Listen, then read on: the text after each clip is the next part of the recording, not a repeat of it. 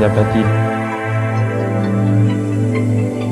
بەناوی خوای بەخشندە و میرەبان سڵاوتان لەبێت بینەرانی عزیز، خۆشحاڵین لە بەرنامەی کنووی پەیامی ڕۆژ داهاتینەوە خزمەتان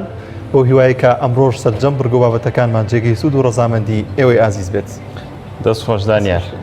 سڵاوی خۆی گەورەتان لێبێت بە هیوای ڕۆژێکی تەندروست بۆ هەموو لایەک هەوڵەدەین ئەمڕۆ لە بەرنامەی پەیامی ڕۆژ پەیامەکانمان گشتی فۆکەس بکەینە سەر ئەو تەوەرانی کە لە کۆمەڵگەدا پێویست و زەرورن. یەکێک لەو تەوەرانی کە ئامادەمان کردووە ڕۆڵی ئافرەتە لە پەروەردەکردنی خێزان بە شێوەیەکی گشتی، دواتر ئەندامانی خێزان، نەوەکانی ئەو خێزانە کە دوجار دایک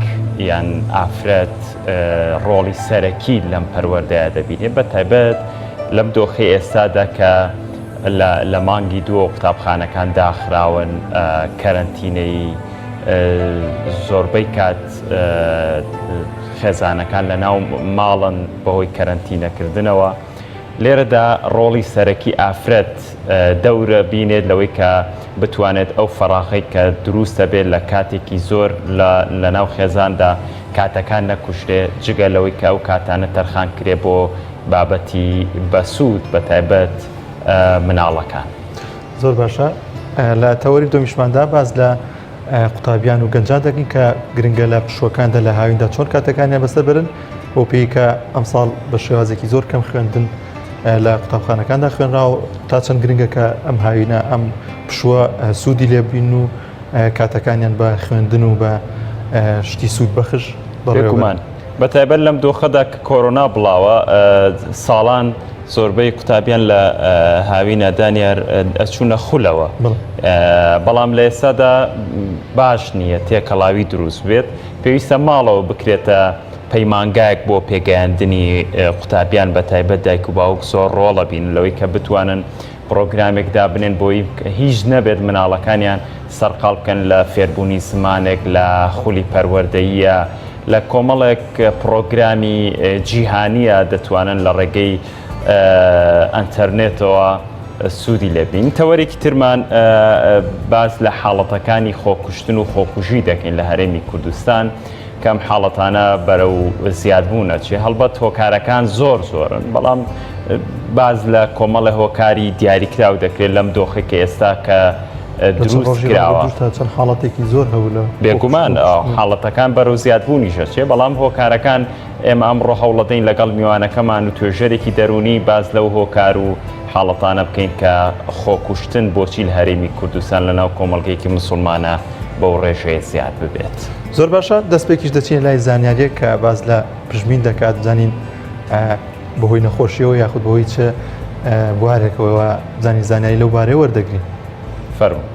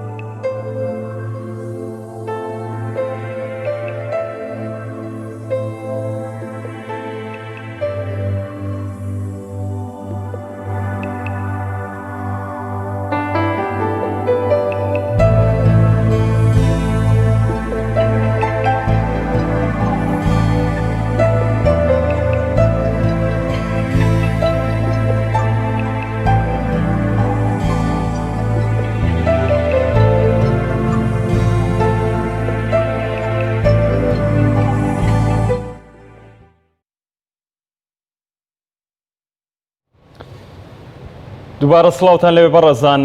وەکو باسمان کرد تەوەری یەکەممان باز دەکەین لە ڕۆڵی ئافرە لە پەروەردە و بەڕێوەبردننی خێزاندا لە هەولێرەوە زۆر بەڕێز شکرێ شێخانی شارەزار لە پەروەردەی خێزان و بانخواس لەگەڵماندا دەبێت شکرێ خان سڵای خوا لێبێت و بەیانیتان باش بە هیوای تەندروستێکی باش بۆ ئێوەی بەڕێز ئەمەوێت بپرسم کە لە کۆمەڵگەی کوردیدا باز لە کۆمەڵگەی کوردی بکەین ئافرەت هەر بە درێژایی مێژوو باز لەوە دەکرێت ئافرەتی کورد ڕۆڵی سەرەکی هەبووە لە پەروەردە و بەڕێوەبردننی خێزاندا ئێستا ئەم ڕۆڵە لە چه ئاستێکدایە؟ بەنای خی گەورە مهرەبان سڵای خی گەورە لە ئێوەی بەڕێز و خۆشەویست لە سەرجەم بیسەران و بنەرانی کەناڵی ئاسمانی پەیام زۆر سپاس بۆ ئەم دەرفەتە. بەڵێ دیارە ئافرەت دەتوانی و هەمیشە دەوری سەرەکی بینیوە لە پەروەردەکردنی منداڵ و هەروها لە بەختەوەرکردن و پێگەیاندن و ڕۆشنبیریکردنی منداڵ و هەروها بەختەوەرکردنی خێزان بە شێوەیەکی گشتی. دیارە هەر لە کۆنەوە ئافرەتی کورد توانیوتی بەم دەورە هەستێ پێم وایە ئێستاش ئەگەر زیاتر نەبێ کەمتر نییە بە تایبەتی ئافرەتانی ڕۆشنبیر و ئافرەتانی پابند بە دینی خوای گەورە و ئافرەتانی خواناس و لە خواترس هەمیشە گرنگی زۆریان داوە بە پەروەردەکردنی منداڵ و بە ئەرچی سەرەکی خۆیانیان زانیوە. دیارە منداڵ ئەمانەتێکی زۆر گەورەیە، پاراستنی ئەم ئەمانەتەش بە پلەی یەکەم لە ئەستۆی دایکە ئینجا لە ئەستۆی باوکە. بۆیە کاتێک کە پێغەمبەری خوا درود و سڵای خوای گەورەی لێبێ کە ئەو گەنجەی لێی پرسی چێ لە هەموو کەسێ زیاتر شایانی ئەوەی چاکەی لەگەرەکەم 3000 فەرمووی دایکت ئینجا باوکت. بە هەمان شێوازیش من دەڵێم 3000 دایک بەرپرسیارە بەرامبەر بە منداڵەکەی ئینجا جارێکیان باوکی. بەڕاستی ئەمە ئەرچی سەرەکی ئافرەتە، ئافرەتی سەرکەوتوو ڕۆشنبیر و تێگەیشتوو لە خواترس هەمیشە منداڵەکانی وەکو خۆی پەروەردە دەکا. بەڵام ئەگەر ئافرەت لەم ڕۆشنبیر نەبێ و لە خواترس نەبێ ڕەنگە گرنگی بە شتە لاوەچیەکان بدا ئەوەندە گرنگی بە منداڵ نەدا. ئەو گرنگی دانانە شکریە خان دەبێت دایک لە چیەوە دەست پێ بکات؟ بێگومان بەڕێستان شارەزاترن لەوەی کە بە پێی تەمەن و ئاستەکان پێویستە پەروەردە و ڕۆڵی دایک بەسەر مناڵەکەیەوە ببینرێت. ئەو ڕۆڵە چۆن دەست پێ بکات دایک بە پێی ئاستی تەمەنەکان چی بکات باش؟ بەڵێ دیارە من پێم وایە ئەم ڕۆلە هەر لە یەکەم ساتەوە دەست پێ دەکا، واتە کاتێک کە ئافرەت هەست دەکا حەملی هەیە و خوای گەورە ئەم بەخشیشەی پێ داوە دەبێت بەردەوام دوعا بکە کە خوای گەورە منداڵێکی ساغ و ساڵحی پێ ببەخشێ و زۆربەی کاتەکان قورئان بخوێنێ و جێ لە قورئان ڕابگرێ ئەو کاتانەی کە کاتی هەیە بخوێنێتەوە و کاتێک کە منداڵی دەبێت خوای گەورە ئەو نمونەی بۆ باسکردووین لە قورئاندا کە چەندە گرینگە دای کاتێک کە حەملی هەیە و دوعا بکە و پەنا بۆ خوای گەورە با کە منداڵەکەی ساغ و ساڵح دەربچێ و منداڵەکەی منداڵێکی سودمەند بێ بۆ کۆمەڵگەکە وەکو دایکی مەریەم إذ قالت امرأة عمران ربي إني نذرت لك ما في بطني محررة. ئەمە نمونەیەکی زۆر جوانە کە خوای گەورە دوعایم ئافرەتەی قبول کردو و نەوەیەکی ساڵحی پێدا کە ئەویش مەریەم بوو لە مەریەمیش عیسا کە خوای گەورە پێی بەخشی. دیار ئەمەش بەهۆی ساڵحیەتی ئەم ئافرەتە بوو. وەروە خوای گەورە نمونەیەش ترمان بۆ باز دەکە ئەویش خێزانی زەکەریا کە ئەویش کە بەخۆی و هاوسەرەکەی چۆن خوای گەورە یەحیای پێبەخشین. و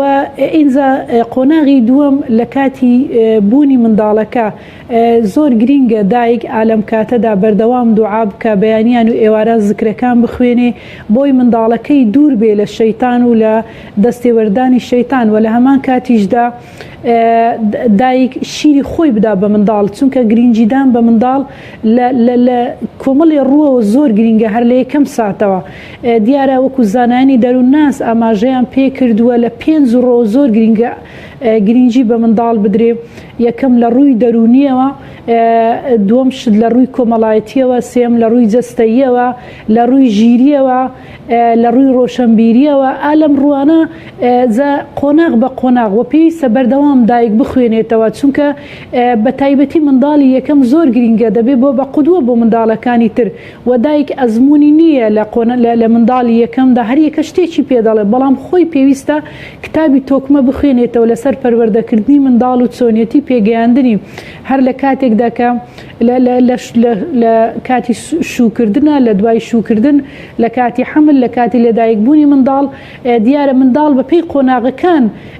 گۆڕانکاری بەسەر دێ لە هەموو ڕوویەکەوە. دایکەکەش بە پێی قۆناغەکان دەبێ مامەڵە لەگەر منداڵەکەی بکەوە، گرنگی بە پەروەردەکردنی بدا. بەداخەوە زۆرێک لە دایکان ئێستا ڕویان کردوێتەوە پێدانی شیری قوتی لە جیاتی شیری دایکە، ئەمەش هەرگیز بەدیلێکی زۆر خراپە. دیارە لە یەکەم ساتەوە کە دایک گرنگی بە منداڵەکەیدا شیری خۆی پێدەدا، ئەمە زۆرێک لە سۆز و خۆشەویستی و پەیوەندیەکی تونند و تۆڵ و تۆکمە لە نێوان منداڵەکە و دایکەکە دروست دەبێ. و ئەو منداڵە لە ڕووی دەرونیەوە هەست بە ئارامیەکی زۆر دەکا. ئینجا لە ڕووی جەستەییەوە ئەو منداڵە جەستەیەکی تۆکمە و تونند و تۆڵ و تەندروستیەکی چاچی دەبیتن. دیارە خوای گەورە ئەم شیرێ بە شێوازێکی وا دروست کردووە کە لە مانگ بە مانگە، هەفتە بە هەفتە، ڕۆژ بە ڕۆژ ئەم شیرە دەگۆڕێ بە پێی تەمەنی منداڵەکە و بە پێی گەرمی و ساردی و پێویستی جەستەی منداڵەکە دەگۆڕێ. لێرەدا ئەم پەیامە ئاراستەی هەموو خوشکانی بەڕێز دەکەم، تکا دەکەم، ئەمە ئەرکێکی زۆر گرینگە و ئەمانەتە و پێویستیەکی حتمیە. دەبێت دایک ڕاستەم زیاتر ماندوو دەبێت، زیاتر کاتی پێویستە، بەڵام شیردانی دایک زۆر زۆر گرینگە. ئەو منداڵەی کە دایک شیری خۆی پێدەدا هەمیشە منداڵێکی بە سۆز و منداڵێکی عاقل و ژیر و منداڵێکی زۆر زیرەک و پوختی لێ دەردەچیتن. یعنی تەنانەت لە ڕووی زانستیەوە تاقی کراوەتەوە ئەو منداڵی تا تەمەنی 6 مانگی دایک کە شیری خۆی پێدەدا، منداڵێکی زۆر ژیکەلە و زیرەکی لێ دەردەچیتن. کاریگەری زۆری هەیە لەسەر زیرەکی منداڵ و ژیری منداڵ، و لە هەمان کاتدا جەستەیەکی تۆکمە و باشی دەبێ، هەمیشە دوور دەبێ لە نەخۆشی، بە تایبەتی چەند ڕۆژی یەکەم کە ئەم کە کۆمەڵی مادەی زۆر بەسوود لە ناو شیری دایکێ کە دەیدا بۆ منداڵە، هەڵبەتە منداڵ کە تەندروستی باش بێ، ئەمە زیاتر دەکەوێتە سەرسکە و زیاتر وەکو بڵێ منداڵێکی چالاک و ژیکەلەی لێ دەردەچێت. ئینجا لە قۆناغەکانی دوای ئەوەش بە هەمان شێواز دایک پێویستە بە شێوەیەکی گشتی دایک دوو خاڵ زۆر گرنگە. یەکەم شت ئەو منداڵە بە ئەمانەت بزانێت کە خوای گەورە ئەمانەتێکی گەورەی بەو سپاردووە.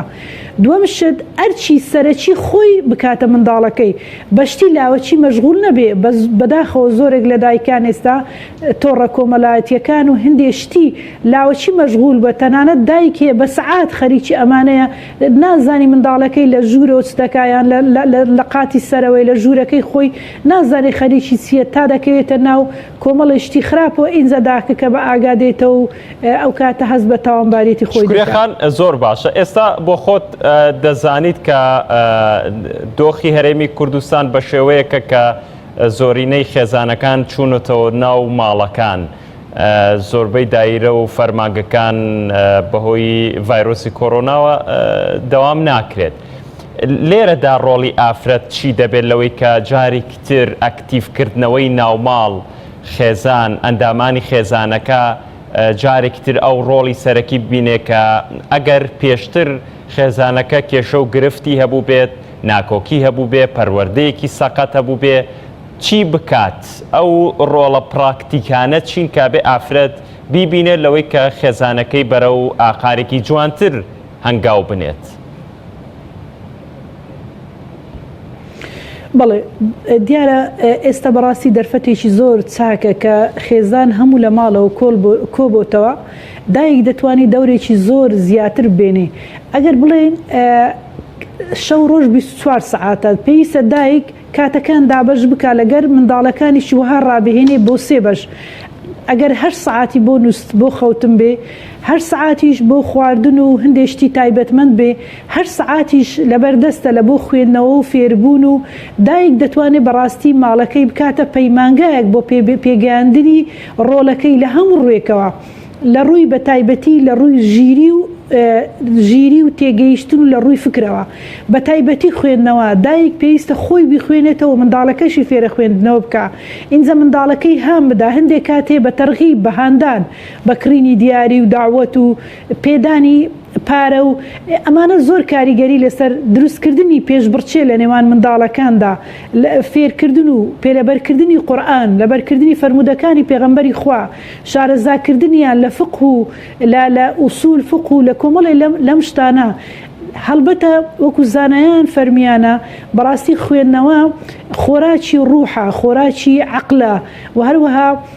خوێندنەوە کاریگەری زۆری هەیە لەسەر ئارامبوونەوەی دەروون. هیچ شتێ نییە جێگای خوێندنەوە بگرێتەوە. بەداخەوە زۆرێک لە کۆمەڵگەی ئێمە ڕویان کردوتە تۆڕە کۆمەڵایەتیەکان وەکو بەدیلێک بۆ خوێندنەوە. ئێمە دەڵێن هەرگیز هیچ شتێ ناتوانێت جێگای خوێندنەوە بگرێتەوە، چونکە خوێندنەوە تام و لەزەتێکی تایبەتی هەیە. هیچ شتێ ناتوانێت ئەو خۆراکە ڕوحیە و دەرونیەت پێ ببەخشێ، ئەو ئارامیە بە مرۆڤ ببەخشێ. دیارە ئێستا لە ڕۆژ ئاو زۆرێک لە وڵاتە بێگانەکان کۆمەڵی شتیان بۆ ئێمە دروست کردووە و بۆ ئێمە دەنێرین بۆی هەر بە وڵاتێکی دواکەوتوو ببینێنەوە، وەکو کۆمەڵایەتیەکان و کۆمەڵی یاری ئەلیکترۆنی. شکریە خان، فۆکەسە کرد سەر خوێندنەوە، ینی زۆر گرنگیت بە خوێندنەوەدا، بەڵام پرسیارەکە مەیە بەشێکی زۆری هاوڵاتیان و دایکان با قسە لەسەر دایکان بکەین کە ڕۆڵی سەرەکی و تەوەری بەرنامەکەمانەوەیە. چی بخوێنەوە باشە؟ ینی لەوەیە حەز بکەن بخوێنەوە، بەڵام بەشێکیان نازان چی بخوێنەوە. ئەگەر ئەو ڕێنماییانەمان پێ بڵێ بە چی دەست پێ بکەن، ئەو خوێندنەوانە چین کە پێویستە دایکەکە بیخوێنێتەوە؟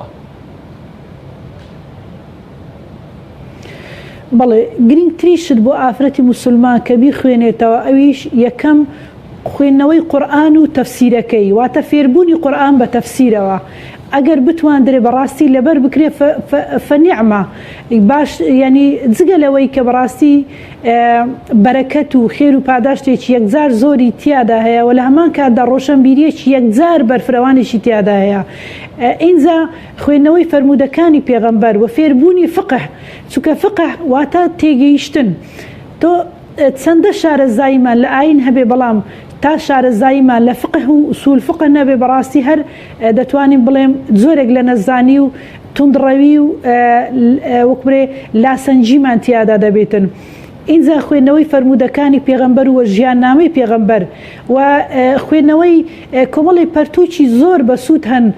بە تایبەتی ئێستا بەڕاستی کە دەستکەوتنی کتاب زۆر ئاسان بووە و خوێندنەوەی ئەو کتابانەی کە تەسکیەن، واتە پاککردنەوەی نەفس و هاوسەنگکردنی نەفس، ئەمە زۆر گرینگە بۆ ئافرەتی موسڵمان خۆی بخوێنێتەوە. ئینجا وەکو برێ ناوەڕۆکەکەش و کورت و مختصەرەکەشی بە منداڵەکانی برێ. من پێم وایە بەڕاستی لەسەر هەموو دایکێک پێویستە بەلای کمی هەفتەی ڕۆژێک دەرس بۆ منداڵەکانی دابنێ، بە تایبەتی لە ئێستادا بابیکە بە 2 دەرس 3 دەرس دەرسەکان هەمە چەشن بن، چونکە پێویستە منداڵ پەروەردە بکرێ بە شێوەی هەمە چەشن، بە شێوەی دەتوانی هەندێشت هەیە کە سەرنج ڕاشێشەرە بۆ منداڵ، وەکو ئەوەی زانیاریەکان بکرێت بە پرسیار لە منداڵ بکرێت و ئینجا پێشبڕچێ لە نێوان منداڵ دروست بکرێت، بەپێی تەمەنی منداڵەکانیش دەگۆڕدرێ. ئینجا کۆمەڵی شت هەیە لە قورئان باسکرا، وەکو چیرۆکە پێشینیەکان، چیرۆکی سەرگوزشتەی پێغەمبەران. ئەم چیرۆکانە بەڕاستی پند و ئامۆژگاری زۆریان تێدا هەیە و منداڵ بە ئاسانی دەتوانی وەری بگرێ و هەزمی بکە. جا من لێرەدا بەڕاستی پامێکم هەیە بۆ دایکانی خۆشەویست، تکا دەکەم دایکانی خۆشەویست زۆر ئاگداری ڕۆڵەکانیان بن، چونکە بەڕاستی ئێستا تۆڕە کۆمەڵایەتیەکان و کۆمەڵێک یاری ئەلیکترۆنی هەن، ئەمانە بەڕاستی کوشندن بۆ منداڵ، لە ڕووی فکری دەیکوژێ، لە ڕووی ڕۆشنبیری دەیکوژێ، لە ڕووی تەندروستی، یعنی لە ڕووی لە هەموو ڕوویەکەوە منداڵ دەفەوتێنێ بەرەو ئاقارێکی زۆر خراپی دەبا و هەرگیز ئێمە نابی ڕێگا بە منداڵەکانمان بدەن منداڵەکانمان و پەروەردەکردنی منداڵەکانمان کە ئەمانەتێکی زۆر گەورە لە ئەستۆی ئێمە بیدەینە دەست ئەمانە متابعی منداڵەکانمان نەکەین و نەزانی بەرەو چ ئاقارێکیان دەبن. زۆر باشە. من حەز دەکەم چەندێک لەسەر بەڵێ ئەگەر دەرفەت هەبێتن حەز دەکەم بەڵێ بەڵێ حەز دەکەم چەند نمونەیەک لەسەرەمە باس بکەم. لە مسر منداڵێک کە دایکی لێ بێ ئاگا بۆ جوان پەروەردەی نەکردووە و ئەم کچە کوڕێکی خۆشویستووە ئیتر بۆ ئەوەی بگا بەم کوڕا بۆیە لەگەر ئەو کوڕێکە خۆشی ویستووە و پلانی داڕشتووە بۆی دایکی بکوژێ و براکەشی بکوژێ بۆی هەر بەجارێک عائیلەکەی خۆی لە ناو بە و کوڕەکە بهێنێتە سەرمارەکە و ماڵەکە بێ بە کوڕەکە و بۆ خۆی بۆ دەستگیرانەکەی فعلەنیش پلانەکەی خۆیان جێبەجێ کرد و یعنی سیرکە ئەمە بەهۆی چیەوە کچ ئاوە بێزەی بێڕەحم دەربچێ بیر لە کوشتنی دایکی بکاتەوە فعلەنیش بیکوژێ برایەکەی بکوژێ بۆ ئەوی بەخۆی بەختەوەری بژێ. یعنی پەروەردە نەکردنی منداڵ بەرەو ئەو ئاقارە خراپەمان دەبا. من چەند ڕۆژێک لەمەوبەر گرتە ڤیددیۆیەکم بینی ئیتر ئەم لەم گرتە ڤیددیۆیە موزیعەکە لە نێو خەڵک دەسوڕا و دەیوت کەلیمەی ئەپڵمانای چییە کە سیرکە کە ئەمە وشەیەکە هەموو کەسێک دەیزانی لەیەکی سەرەتایی و خود بڵێن لە باخچەی ساوان منداڵ فێردەی کە ئەپلیانی سێ و زیاتر لە 20 پیا و ئەم پرسیارە لێکرە هیچیان نیان دەزانی. ئەمە بەڕاستی ئەمە لە یەکێ لە شارەکانی عێراق لە شارەکانی لای خوارەوە بوو. دیارە لە باواتە لە باشووری عێراق بوو. ئەمە مانای ئەوەیە کۆمەڵگەیەکی پێشکەوتوو نەخوێندەوار دەگەێنێ هەر کۆمەڵگەیەک سەیری ئەم زۆرە گرتە ڤیددیۆیانە بکە بەڕاستی نەزەرێکی زۆر خراپی لەسەر ئەم زۆرە کۆمەڵگەیە دروست دەبێ. زۆر باشە شکرێخان ئەمە بپرسم کە دایک پێویستە بەشێکی زۆر لە دایک و باوکان ینی لە ئاستێک لە تەمەنەکانی مناڵەکانیان زۆر بێزارە بن ئەویش تەمەنی هەرزەکاریە. ئەمەوێت چەند قسێکمان لەو بارەوە بۆ بکەیت. تەمەنی هەرزەکاری خۆتان بێگومان بەڕێستان شارەزاترن لەوەی کە ئەم تەمەنە تەمەنێکی هەستیاری پێوترێ. دایک چۆن ڕۆڵ ببینێ ئەم تەمەنەوە ئاڕاستە بکات کە وەکو تەمەنی پێگەیشتوویش کەمترین هەڵەی تیا بکرێت. بەڵێ من پێم وایە ئەگەر دایک هەر لە سەرەتا ئەو قۆناغانەی کە باسمان کرد کاتێککە حملی هەیە و کاتێککە منداڵەکە لە دایک دەبێ بەردەوام گرنگی دابێ بە پەروەردەکردنی منداڵ و لەسەر بناغە و بنچینەی لە خواترسی و خواناسی منداڵەکەی پەروەردەکرد بێ هەرگیز قۆناغی هەرزەکاری نەبۆ منداڵەکە و نەبۆ دایکەکە و نەبۆ خێزانەکەش نابێ بە کێشە. ڕەنگ ڕاستە قۆناغێکی جیاوازە قۆناغێکی هەستیارە قۆناغێکە گرنگجیدانی زیاتر پێویستە منداڵ لەو کاتەدا دەست بە بیرکردنەوە دەکرێت زۆرێک لە حەماسە و وەکوێ پەلەی پێوە دیارە زۆرێک لە قووەت و هێزی پێوە دیارە. بەڵام دایک زۆر بە ئاسانی بە هاوکاری باوکی منداڵەکە دەتوانێت زۆر بە ئاسانی کۆنتترۆلی ئەو قۆناغەش بکە و بە سەلامەتی منداڵەکەی لەم قۆناغە دەربچوێنێ و هەتا زانانی دەروناز دەڵێن ئەگەر تۆ منداڵەکەت پەروەردە کرد بێ ئەگەر لە قۆناغی هەرزەکاریش جاروبار تۆزێک لە ڕاستە شەقام لا بدا بەڵام بەهۆی ئەو لە خواترسی و ئەو خۆپارێزەی کە لە ناخ و دەرونی ڕوێندراوە هەرزوو دەگەڕێتەوە سەر ڕاستە شەقامەکە و ڕێگای ڕاست دەدۆزێتەوە جارێشتر گێڕایلی فرمایشتەکانی خوا و پێغەمبەری خوا و گێڕایلی فرمایشتەکانی دایک و باوکی دەبێ. ئێستا لە هەرێمی کوردستان شکرێخان بەڕێستان ئافرەتن لە ناو ئافرەتانان تا چەند ئافرەتان توانیوانە بەو ڕۆڵەی خۆیان هەڵسن کە بەڕێزت شیت کردەوە؟ بەڵێ جێی دەستخۆشیە بەڕاستی زۆرێک لە ئافرەتان بە تایبەتی ئافرەتانی مولتەزیب و پەیوەند و پەیوەست بە شەرعی خوای گەورە بەم ئەرکەی خۆیان زۆربیان پێی هەستاون بەڵام بەداخەوە زۆرێک لە دایکانیش بە هەندێشتی لابەلا و بە هەندێشتی لاوەچی خۆیان سەرقال کردووە بە تایبەتی لە هەندێک لە کۆمەڵگە دواکەوتوەکان کە ئافرەت زۆربەی کاتی خۆی بۆ ئیشی ماڵە و بۆ پاکردنی ماڵ تەرخان کردووە یاخود بۆ خۆڕازانەوە یا بۆ گەڕان و بە هەندێ شتی کە بە بۆ سوونی من ئەم شتانەش پێویستن بەڵام ئەگەر بەراورد بکرێت بە پەروەردەکردنی منداڵ ئەمە پەروەردەکردنی منداڵەکە زۆر گرنگترە چونکە دوجار بەرهەمی دایک و باوک ئەوەی کە بۆی دەمینێتەوە وەکو دنیا وەکو قیامەت بریتێ لە منداڵەکەی بەداخەوە زۆرێک لە دایکان خۆیان بەو شتە لاوەچیانە سەرقال کردووە و خۆشیان بەهۆی سەرقال بوونیان هەر لە سەرەتای ژیانیان بەم زۆرە شتانەوە و پەروەردەبوونی خۆشیان لەم خێزانانەی کە گرنگیان نەداوە بە خوێندن و بە پەروەردەکردنی منداڵ ئیتر خۆی چۆن پەروەردە بووە هەر بە هەمان ڕێباز منداڵەکەی پەروەردە دەکا بەداخەوە زۆرێک لە دایکان منداڵەکانی خۆیان دەدۆڕێنن و ناتوانن منداڵێکی تۆکمە و چاک پێشکەش بە کۆمەڵگە بکەن. ببوورە کاتم نەما زۆر سپاس بۆ بەڕێز شکورێ شێخانی شارەزا لە پەروەردە و بەڕێوەبردننی خێزان و بانخواست لە هەولێرەوە سپاس کە وەڵامی پرسیارەکانی ئێمەدایەوە زۆر زۆر سپاس. ڕاستیان دەچین لای ناوبڕێک و دەگەڕێنەوە لاتە.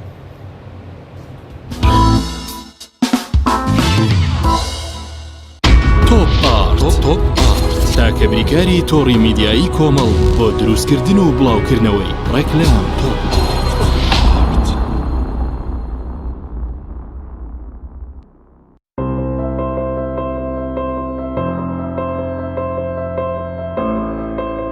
چونکە شیر لە ژیانی هەموماندا گرنگی خۆی هەیە من باشترین شیرم بۆ خێزانەکەم هەڵبژاردووە. هەموو کات شیری ئاڵتونسا بە منداڵەکانم دەدەم بۆ ئەوەی مێشتێکی چالاک و داهێنەرانەی هەبێت. من بە شیری ئاڵتونسا کێک و شیرینی دروست دەکەم. شیری ئاڵتونسا ڕۆڵێکی گرنگی لە خێزانی ئێمەدا هەیە. 100% سروشتی تامێکی نایە.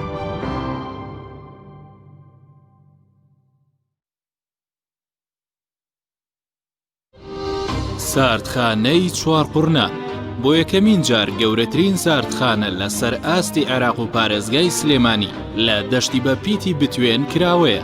ئەم ساردخانەیە سەرمایەیەکی باشە بۆ هەموو جوتیار و خاوەن کێڵگەکان کە چیتر بەرهەمەکانیان هەرزان فرۆش نەکەن سوود لەم ساردخانەیە وەربگرن. لە ساردخانەکەمان توانای پاراستنی 1400 تەن بەرووبوومی جیاوازی هەیە کە سەرجەم بەرهەمە کشت و کاڵیەکان لەگەڵ هەموو جۆرە بەرووبوومێکی شیرەمەنی و بەشی تایبەت بە پاراستنی گۆشت و ماسی و مریشک کراوەتەوە و دەتوانن بەکاری بهێنن. ساردخانەکەمان جگە لە بوونی کارەبای 24 کاتژمێری گرنتی پاراستنی سەرجەم بەرهەمەکانی لە ئاستۆدایە. هەمیشە داشکاندنی بەرچاو دەکات بۆ سەرجەم جوتیار و خاوەن کێڵگا پەلەوەریەکان. ساردخانەکەمان بە سەرپەرشتی مامۆستا عەبدوڵڵا و سلێمان شاخەوان. ناونیشان چوارقورنە نزیک پێشانگاکانی فرۆشتنی ئۆتۆمبیل. ساردخانەی چوارقورنە. برنجێک بخۆن کە دڵنیابن لەسەر چاوەکەی چونکە تەندروستیتان لە هەموو شتێک گرنگترە. برنجی سروشتی شیمال باشترین جۆری برنج لە تەواوی دنیا، ئەویش بەهۆی ئەوەی لە خاکێکی بەپیت و جەوێکی شێدار و باراناوی شیمالی ئێراندا دەڕوێت. برنجێکی سروشتیە و هیچ مادەیەکی کیمیایی و حافزەی تێکەڵ نییە و هیچ زیانێکی بۆ سەلامەتی و تەندروستی و قەڵەوی نییە. بگرە زۆریش بەسوودە. پێکاتەوە ڤیتامینەکانی برنجی سروشتی شیمال پرۆتین، ئاو، ڤیتامین ئی، کالیسیۆم، ئاسن، مەگنیسیۆم، مەنگەنیز، پۆتاسیۆم، ڤیتامین B1، B2، B3، B5، B6 واتە ئەم برنجی کارگەکان نییە خاڵی بێت لە ڤیتامین، بەڵکو و چڵتوکە و خۆمان کڕی دەکەین. شێوازی لێنانی لەگەڵدایە. بۆ دەستکەوتنی برنجی سروشتی شیمال پەیوەندی بکەن بە 070 353 27 27 هەر کات تاقیتان کردەوە خۆتان بڵاوی دەکەنەوە.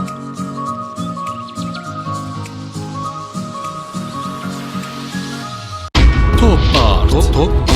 تاکە بریکاری تۆڕی میدیایی کۆمەڵ بۆ دروستکردن و بڵاوکردنەوەی ڕێکلام تۆپ.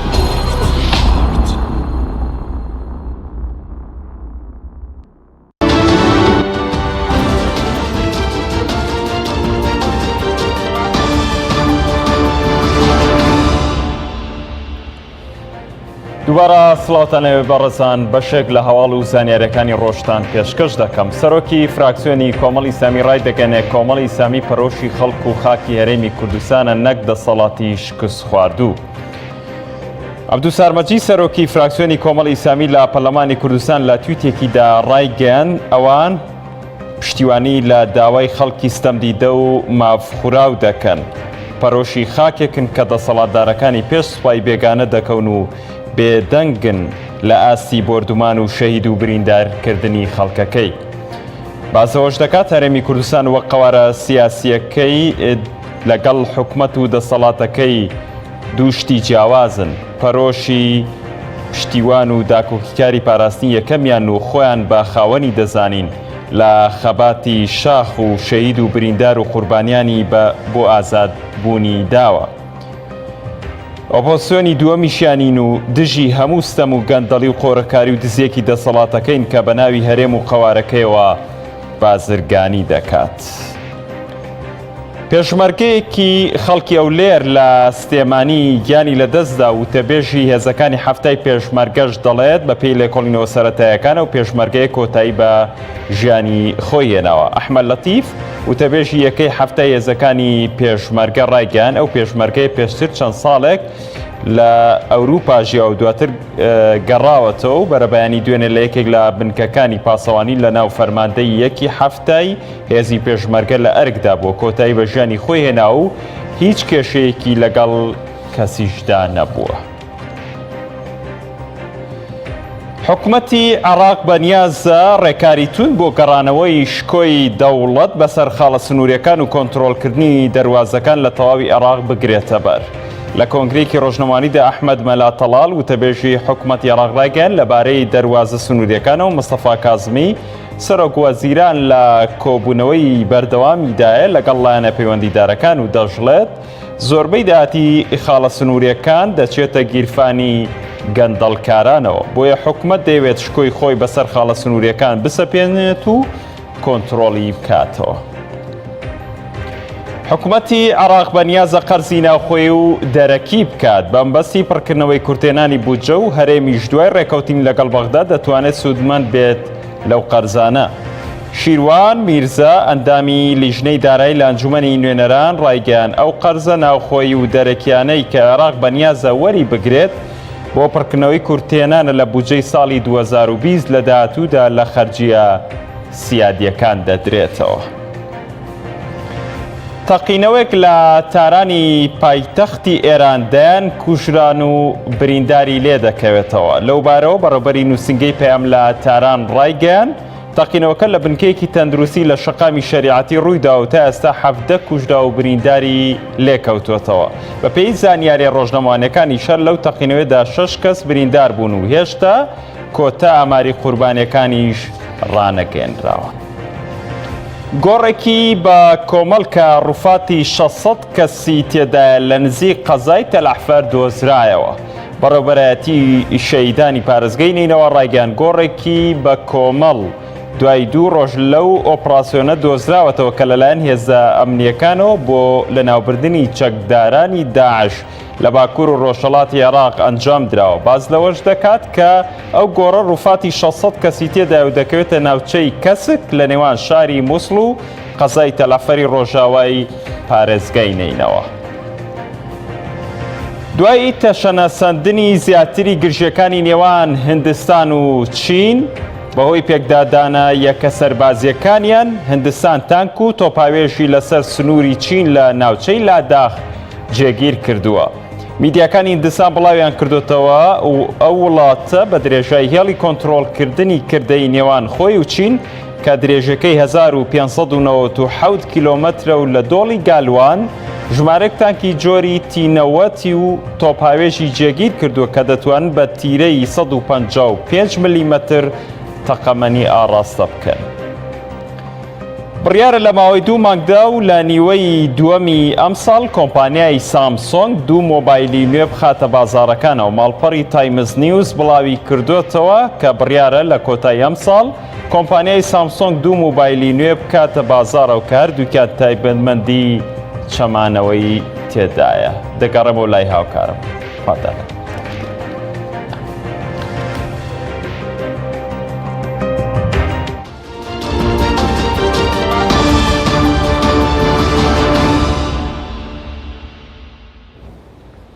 بەڵازان دەچینە لای تازەترین ڕێنمایی تەندروستی بۆ خۆپارێزن لە ڤایرۆسی کۆرۆنا بزانین ئەو ڕێنمایانە چین کە گرنگە هەمومان سوودی لێ وەرگرتین پێکەوە بینەری دەبین.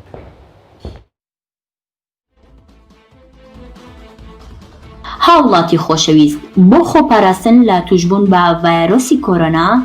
یەکەم پێویستە دەستەکانت بە ئاو و سابوون بۆ ماوەی 20 بۆ 30 چرکە بشۆی تا مەترسی توشبوونت بە نەخۆشیەکە کەم ببێتەوە. ئەمە یەکێکە لە باشترین ڕێگەکان بۆ خۆپاراستن لە ڤایرۆسەکە. دووهەم دەستەکانت لە چاو و دەم و لوتت نزیک مەکەوە، ڕەنگە بەهۆی دەستلێدان لە شتێکەوە ڤایرۆسەکە هەڵبگریت. بۆیە دەبێت سەرەتا دەستەکانت بە باشی بشۆیت بەر لەوەی دەستبەریت بۆ دەم و چاو و لوتت. سێهەم لەو کەسانە دوورکەوە کە کۆکە و پژمەیان هەیە. چوارەم ئەو شوێنانەی زوو دەستیان لێ دەدرێت بە باشی پاکیان بکەرەوە، چونکە ڤایرۆسەکە دەتوانێت لە سەر دەستکی دەرگا و سەرمێز و بەلوعای ئاو بمێنێتەوە و بگوازرێتەوە. بۆیە دەبێت دەرمانی پاکەرەوە واتە تەعقیم بەکاربهێنرێت بۆ خاوێنکردنەوەیان. پێنجەم کاتێک دەچیتە ناو خەڵک دەمامک ببەستە، بە تایبەتی ئەگەر خۆت جۆرێک لە نەخۆشیەکانی سیەکانت هەیە وەک ڕەبۆ یان لە کاتی گەشتکردن بۆ دەرەوەی وڵات ئەوە پێویستە دەمامک بەکاربهێنرێت. هاوڵاتی بەڕێز ئەگەر چاودێری کەسانی نەخۆش دەکەیت، یەکەم پێویستە کاتێک بەرکەوتنت دەبێت لەگەڵ نەخۆش ئەوە دەمامک و دەستکێش و بەرکۆش یاخود سەدریەی تایبەت لەبەر بکە. کاتێک لە ژوورەکە چوویتە دەرەوە دایان بنێ و فڕیان بدە، جارێکی دیکە بەکاریان مەهێنەرەوە. دووهەم قاپ و قاچاق و خاولی و جلوبەرگی کەسە نەخۆشەکان بەکارمەهێنن. سێهەم جلوبەرگ و بەرگی جێگەیان بە ئاوی گەرم شۆن. چوارەم ئەگەر کەش و هەوا خۆش بوو پەنجەرەکان بکەنەوە تا هەوای ژوورەکە ئاڵوگۆڕ بکات. هاوڵاتی خۆشەویست چۆن ڕێگری لە گواستنەوەی نەخۆشیەکان بکەین لە ئاژەڵانەوە؟ یەکەم گۆشت و هێلکە زۆر بە باشی بقوڵێنە تا مەترسی نەخۆشیان لەسەر نەمێنێت. دووهەم با بەرکەوتنت لەگەڵ ئاژەڵی زیندوودا کەم ببێتەوە. سێهەم هەر کاتێک دەستەکانت لە ئاژەڵێکەوەدا بە زووترین کات دەستەکانت بە ئاو و سابوون بشۆ. ئەگەر چاودێری چەند ئاژەڵێک دەکەیت، ئەوە دەبێت لەگەڵ دەست هەڵگرتنت لە هەر ئاژەڵەیەک دەستەکانت بشۆیت تا ئاژەڵەکانی دیکە بپارێزیت. لە ئەگەری توشبووندا ئەوە ئەم کارانە بکە. یەکەم پەیوەندی بە پزیشکەوە یا دامەزراوە تەندروستیەکان بکە. ئەگەر گومانت هەبوو لەوەی تووشی نەخۆشیەکە بوویت. نیشانە باوەکانی نەخۆشیەکە بریتین لە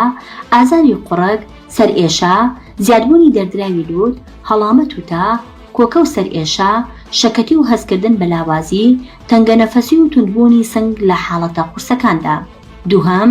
ئەگەر لەلایەن پزیشکەوە ڕەوانەی ماڵەوە کرایتەوە، ئەوە هەوڵ بدە لە ماڵەوە بمێنیتەوە و پشوو بدە بۆ ئەوەی زووتر چاک ببیتەوە و کەسانی تر توش نەکەیت. سێهەم لە کاتی سەردانی پزیشک ئەوە دەمامک بەکاربێنە بۆ ئەوەی ڕێگری لە بڵاوبوونەوەی نەخۆشیەکە بکەیت. چوارەم کاتێک دەکۆکیت یا دەپژمیت دەمولوتت دابپۆشە.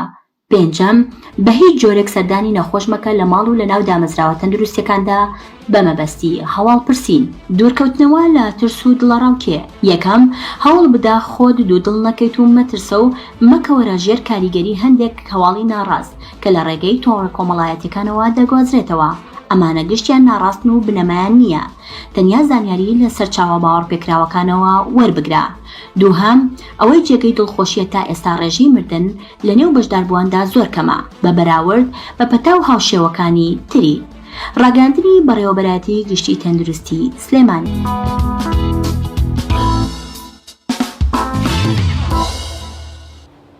بەڵازیزان لەم تەوەرەیەشماندا باز لەوە دەکەین کە تا چەند گرنگە گەنجان و قوتابیان سوود لەو پشوانە وەرگن کە لە وەرزی هاویندا هەیە بەتایبەت لە ئێستادا کە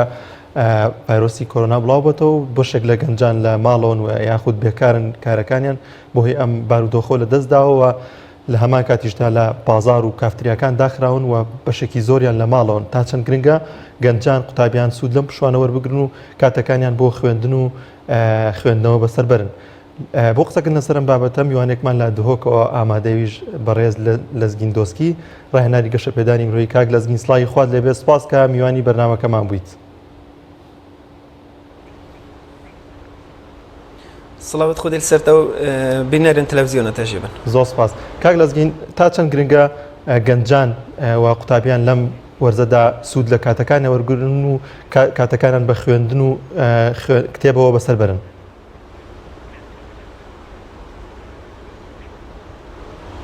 بەلێ دەست خۆش گمان سردانینه که هاوین افصالات جیاوازیه که هی گل هاوین همی سالان اوجی سردم و کرونا دا اکم درکفتن و اونینن یعنی همی ماینت مال دا پتر یا رجا هاتینه گرنتی کرن کو بین ودان هاوین یا پند نافداره کو او روتین روزانه وقتی و دوام و قطابیت هات نگیردن هندکش وی روتینی هاتش کندن و خزان توانا دلیوه هبون برف گشتافه بچن برف یعنی گندت خوفه بچن و یعنی دلیوه که وقتی پترت برده هبوتشیان شوی روتینی در کفن او یعنی شتی ملالک بومرو ویجی چید بی چند هیو دوامه ات افصاله دا يعني جوازية كخويا هيد في هافينه دا قطبي اولا اف هافينه اف بشويه دريشتر لهات كو اف هندي هافينه كي رينشتين اخر حتى سري هافينه دس بكري ونو كب خوجي دم هافينه جي دا اف دليفت بردانينه جبر هندي جي بار ديكو بابان بار خزانان گله گراند بي در حق زاروكت وانندا در حق گنجت وانندا دويت ديكو باب يعني بار گرانيه كا پترت كفت سر ملتوانا او قطابخانه اداد كر فيت اف ما بودي بابا باش بيتقوتن ما تشتشت نينا وقت بعربيت بيجن عطلة يعني عطل عن العمل افتشت منينا ادخو افاكرنا مروفاتيه دا تش ساعات و تش روج و تش هيف نين انتو براوستي خونا افاكي خو افاكرن بردوام هاي او دوم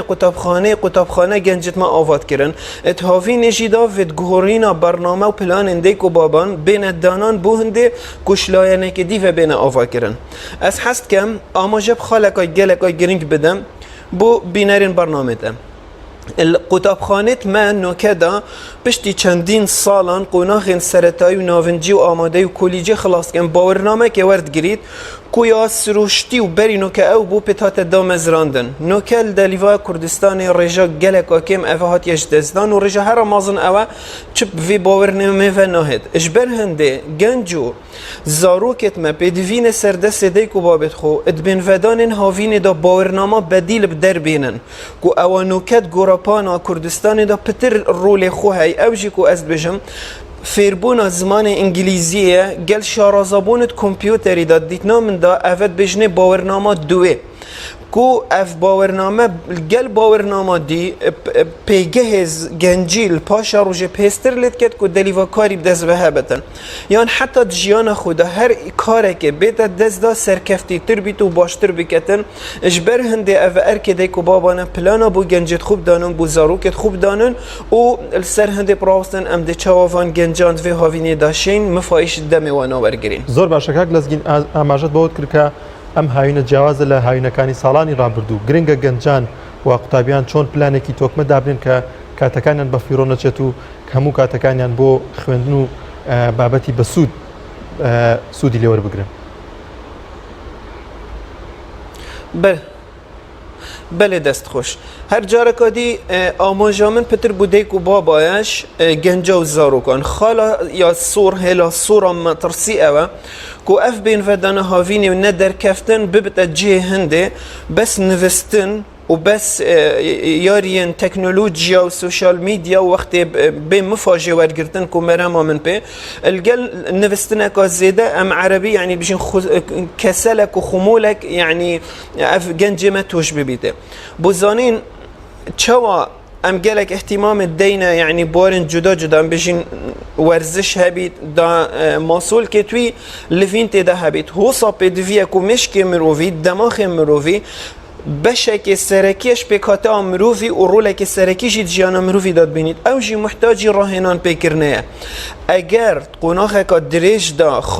زاروک و گنجت مش خواندن دیر کفتن اشوان یاریت کرنه اوید العاب فکری امد بجینه که مشکی به راهنان آپید کنجی دیر کفتن الدیف و کلین زانستی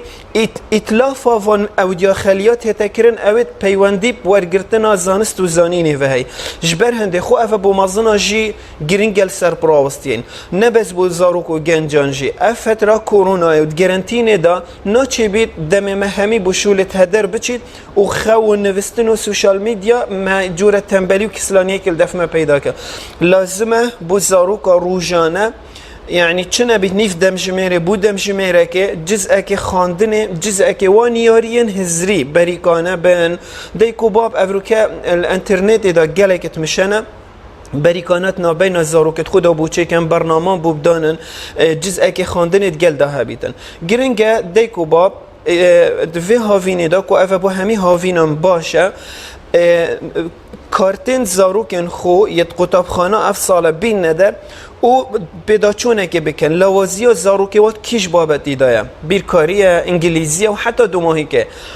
اوی ترسي السيرفيس زاروكي حتى الصالة بيت قطابخانه فت بيت نهلن قال الريكتين هيك روجي 10 دقيقة شاريكا كديكو با وقت خوب دانه تشنوي انجليزي بو سوفيكتر اللي بكن بو صالة بيت زاروكي وان جنجي وام تشيتا قطابخانه افتر صدف نمايا دي سامب همان شوا همان بابت الديتر اذا ديكو با فيت سركيش بن بلاني بو جنجت خوب دانن شلاین خواندن و سواء خواندن قطابخانه بید یانجی خواندن دیتر بیتن یا مروفی پیرافشن بیرد کتن برنامه بو بین دانان ادگل هنده ام بیجین یعنی ورزش و اوه متمین تلویری زاروک ید حتی عمر 10 سالی براستي الفيري يعني جل برنامج وتشت سرناه هنا الصاباندن حتى عمر 10 سالي ما في بتنياري كرنا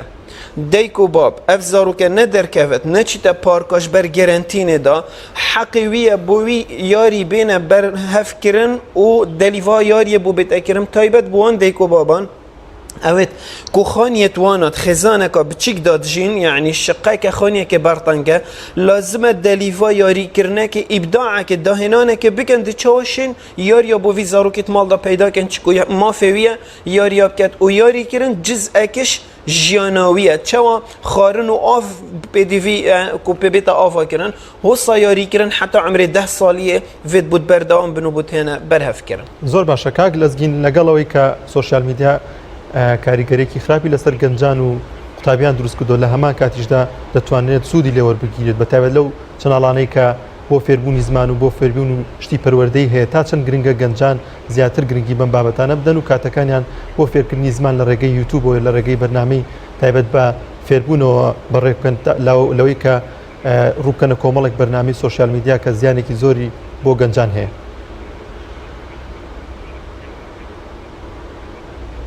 بله براستی یعنی هو کار سرکی یه هنده کو خرابی بو مجیتیتن کو راستی سوشال میدیا نعمته که گلک آمازنه یعنی نعمته که خدایا گلک آمازنه هکب درستاهی بیت کار اینان نه درست کار اینانوی هو کار سرکیاوی بکاریه کو الجهان همیه نینش بلید ویدمی گرانتیه دا کو گنج و زاروک یعنی 10 دمجمیر و 20 دمجمیرات بکار بن اول ولات من کردستان بتنه های اف جاوجاد دمی کرونا دا هش یا زیده ترجیلی هاتی ایش بر هنده مطرسیاوی یا پتر لی هاتی اگر ام دیکو باب هاریکاریا گنجت خوبی که این پلان بو بدانین و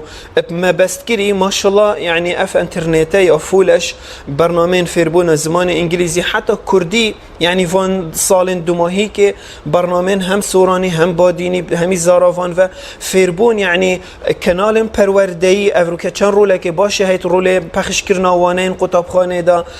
گنج و کسان خوبخش اوین یعنی پیام خیر سر بلاوت کن راستی یعنی گله که زنگین بوی هک دیکو با پاریکا بن اوانا دست نشان کن سنترین گله کن باشن کن کسان خوبخشتین بشه وروش تشتی خیر سر بلاوت کن اگر ام بری گنجت خوب دینه راستی دروله که گله کن مازن و هاریکاریا دیکو بابا و جی قطابخانه و وانت وانا گیریتن پیل سر بینه آوا کرم بس بمرجه کی نقشه خو هبید پلان هبید و فعلا ام دی روزانه هند زمان انگلیزی خینین حتی خوب و شیرتا حتی همی باراندا جیک جدا سوشال میدیا دا امشین جیوار بگیرین و استفاده جه بکن زۆر باشە کاک لەزگین وەک دەزانی بەهۆی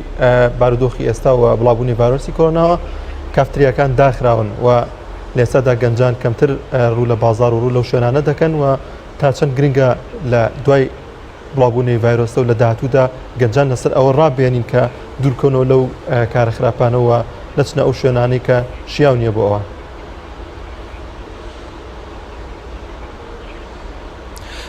بله دست خوش کافتریا و کافی چه باشیل ما نکرینه راستی پتر وقتی که هدردان و زعی کرنا وقتیه و گنجی پاشاروج سرملت وانه و آوا کرنا وان نوکه پاشاروج ما دیارت کتن یا ولات ما دیارت کتن اجبر هنده مفروضه يعني حكمت بفي تشافي بري خدت السنترين روشن بير كرني اف كانال ريكا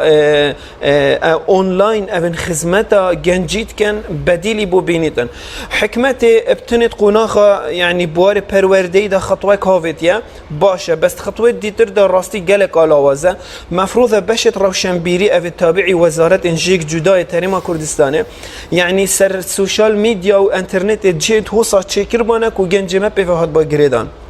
افروكا اگر تسحك ولاتن اوروبي ولاتن امريكي زانكويت وانا يعني فاكولين مازن بريكانات مازن برنامج مازن هنا جنجاب خو فجردن وبفعلا تشتكي سود تجهنا افان جنجا جبر هندي يعني هوال خراب وكافي وحتى دمايك افهمي هر او ابو جنجي خرابي جتتن يا بيديفيا يعني ام بشين ولي بكين كو فعلا وقت ويش وقت الزياده بلاش تشيتن براوستينين وبكينا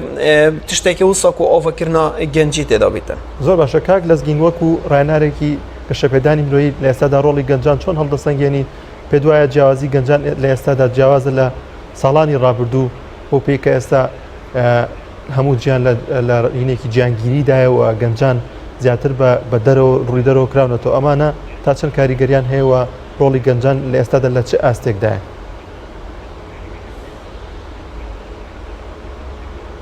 بله اوه خاله لاوازیامه یا براستی ام پتر يعني سراسته حكومته و هميا انزاش كيش لاني فبرسوا بسيارة ابدا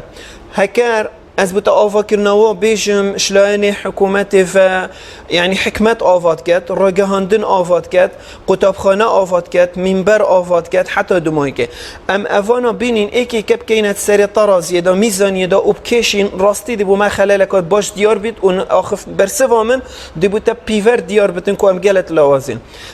يعني راگهاندن ما همی کنالت ما پیامت و بینینه در چند بو آفا کرنا گنجینه چند بو خراب کردن گنجینه بکینه سری طرازی دا بکشین از بارد کم ام دشر مزار در کوین در حقا گنجت خدا و ام خلطیه که گلک آمازن در حقا گنجت خدا کن و او تشته روشت وانا و آوا کردن وانا جد زیتن گلشن دمازن تر او ام آواد کن اجبر هنده از هر ود بجم هکر کرت نفتی چو کرت مالی چو کرت همی چون کرت پروردهی و کرت گنجا آواد کتن ام خمیش جب خوین دمه هیوین باش هبن بو پاشاروش جیلک رابید وی کردستان وی ولاتی بچاوکه آواکر و چاوکه باش بر خودت اجبر هنده از بینم ام چه بو گنجت خونا کینو گناه که آمازن در حقا وان وداد کین مگلکت پشت گوه و هاوتین جبلی هنده هک از بحثی مازم كم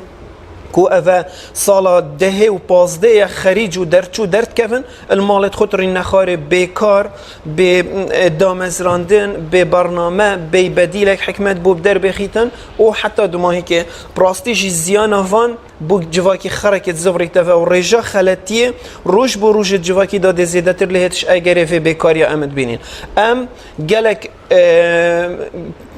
جهة يعني باركا و جهن جش يعني جشتو جزار باركا كتبو تشيكي جهياريا كبو تشيكي كو جنج بتشت وقت خو بلاش لبه اما ام كارجه كي بو بدانين اما ام سنتر كي بو بدانين ويلي افاكين افا جالك كيما جبر هندجي مطرسيافي بو جواكي خريبك و الباشاروش ام خردي بينين و دبچاوت خو بينين كاد چاوهتا سرمه زور باشه کاک لزگین لەگەڵەوەی کە باز لەوە دەکەین کە پێویستە گەنجان و منداڵان لەم پشۆدا گرنگی بە خوێندنەوە بدەن دیوێکی دیکەشەیە کە لە ئێستادا ئەگەر منداڵێک لەسەر شەقام ببینی کار دەکات یاخود گەنجێک کار دەکات لێ پرسیت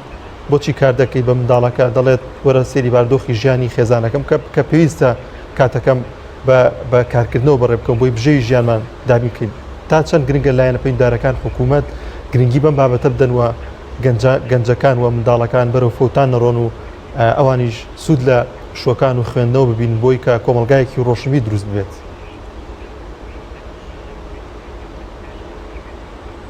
بله دست خوش اف باردوخ سرمه هاتی راستی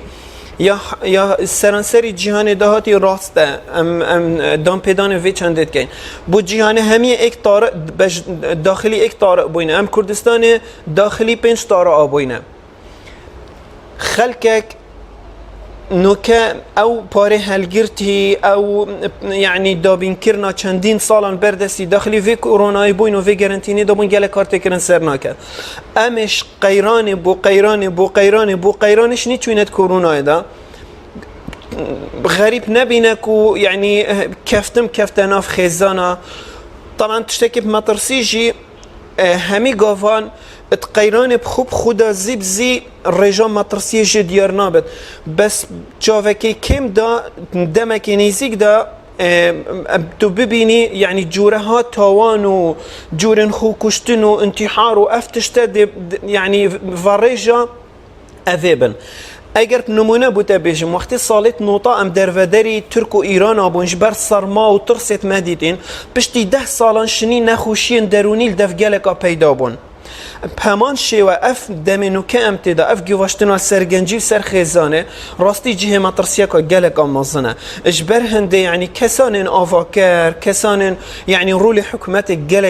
گلک اودیه يعني اوه سرخلکه کی سفکتم تایبتش لای هنده و لای آبوری و نخوشیش یا کرونا او لای ندرونی وته بس اگر امش لای آبوری و جزء اکت آفاکری باینه گلک کارت کرنه المانت کرد بس ابروکش همیلا و هلوریام کفیتت ناف خزانه دا گمان سردانی نه گنج دی چی پیر دی چی مازن دی چی با خوبرسید خانی و یعنی و دخرابتر لیهتن اجبر هنده یعنی راستی زنگا مطرسیه لیدتن وقتی ام اویب چاوت خود بینینو و روزانه‌شی زیادتر لیتت و ام چاره سریه جی بونا بینین قیران بشتا قیرانی جهم که اول سبب گندلیا یا وان 30 سال چویه افرو که ام برهمی بدست خود بینین بجات جیلکه گنجه حقيوي يعني زاروكه که حقيوي ياري كرن گناه که گلک مازنه مجبور بيب تسر جاده كلين سافروشيت ان تشتكي فروشيت ببهر بتش خو آوا کرنه و شیاری کرنه و حتی دمای که راستی تاوانه که گلک مازنه او تاوان بتنه اونین خلقی خوب کجیتن اوجی مرنه که هدیه لازمه کسان حشوالاتیت کنو کسان آوا کر و خیر تدا هی الوی خاله هنی بزورنه و دستوان گنجت هنی وان خزان هجار بگرن زۆر باشە کاک لەزگین لەگەڵەوەی کە بۆی دابرانی خوێندن و ماوەیەکی زۆر قوتابیان لە قوتابخانەکان دابراون ساردبوونەوەیەک لە خوێندنەوەیاندا هەیە کە لەوانێن تااقەتیان نەبێت کە بابەتێ بخوێنەوە بەڵام لە ئێستادا گرنگە لەم پشۆدا چ بابەتێ بخوێنەوە کە سوودی هەبێت و بتوانن تااقەت و توانای ئەوەی هەبێت کە ئەو بابەتانە بخوێنەوە چ جۆرە کتێبێک چ جۆرە خوێندنەوەیەک گرنگە بۆ قوتابیان لە ئێستادا بیخوێنەوە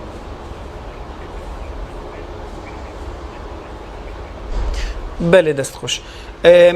یا پلانکری باشه اگر همی قطابخانه یک بابت خوشی بگیرید که لاواز بید و سال خواندن دا بو سالا بید يعني بارسفيكيك بوتشي بيت اگر خو روجي دخولك بخينيت 15 خولك بخينيت يعني تشتكي كم مثلا زمان انجليزي نوكا ضروريات يعني حياتنا بشيتن فيربونا كمبيوتر خو مرشنين الا خاندن شي صاد بيتن خاندن روشنبيريه هي نه قطابخانه كو يا خوشي او تده كده كوبا بري وبدنه جهدانا بابت يوتيوبي و راگهاندن دا سوشال ميديا دا بابت انجلك باشنه ام تشين يعني خلطك بخود شيء يعني كاتشا ولاش مروفي هندك جورا فيتامينات جي كامت بنام شوي حبكيت خوين ام تشين دايكوبا في داس نيشان كان افتش تجدف زاروكت من يكيما اجا فير ببن بو چند روجا كابدانن بدست خوشي بهاندان بدياري بري خوش كرن بچاف ليكر كو دايكوبا بريكي بو بيننو بو بدانس حتى فيلمين باشي تاين فيلمين آفاكري تاين حتى برنامج باشي تاين ديكو باب همين بيك و يوتيوب و كمبيوتر انزاروكت خوبينن والبري كبري نخاري ودوانا ودرسا بوجي بيني ندر وافرو كبابات روشن بيريجي جالا كان هكر ريك بو جنجي بيتا ديتن كو فعلا يتدا افاد بيت بو ويجي خوش ودي حاجه كات او خو تدا افاد زور باشه زور سپاس بو لزگین دوسکی راینر گشه پدایم روی سپاس کامیانی برنامه کمامویت بەڵە بەڕێزان لە هەڵەبجە هەڵمەتی دابەشکردنی ماسک و دەمامک بەڕێوە دەچێت هەوڵەدەین زانیاری لەو بارەوە وەرگرین پامنێرمان سامان فەتاحمان لەگەڵدا دەبێت سامان سڵاوی خوا لێ بێتۆم کاتت باشە مێ زانیاریم بیتێ ئەم هەڵمەتە لەلایەن کێوە دەکرێت و ئامانج لەم هەڵمەتەش ڕێخەرانی ئەم هەڵمەتە دەڵێن چی؟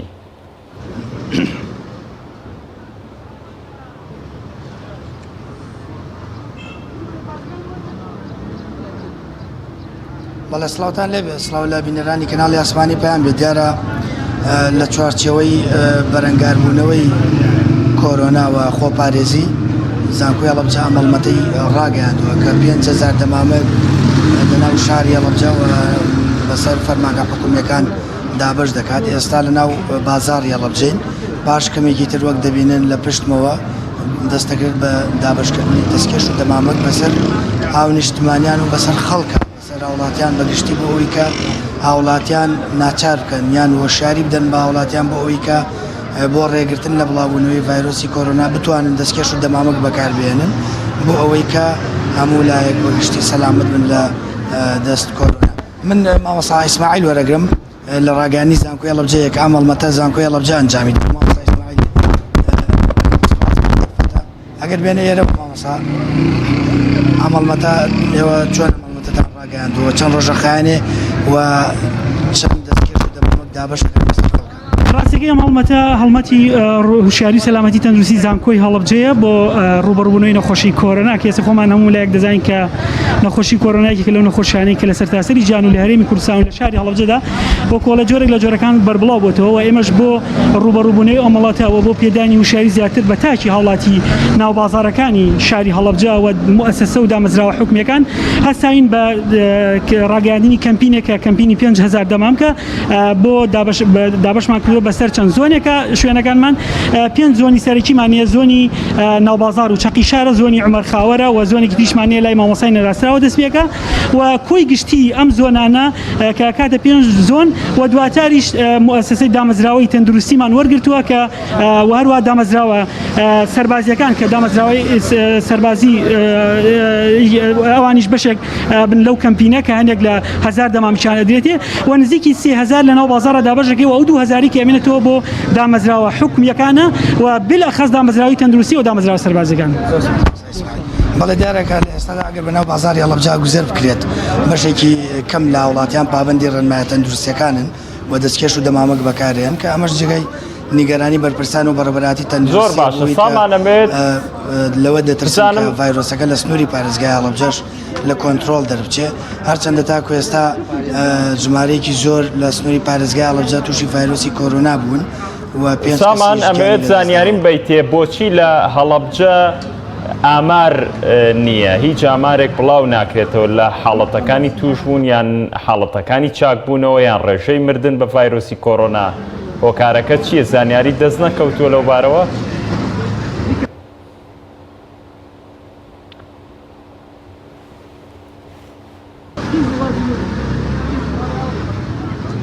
مامۆستا دوێنێ بەڕێوەبەری تەندروستی ئاماژەی بەوە کردووە کە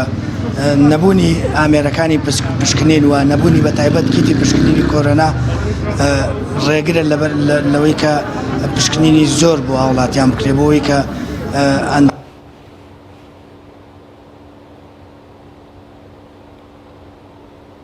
ئەگەر توش بوو بنیانی شوێنەکانیان نەبن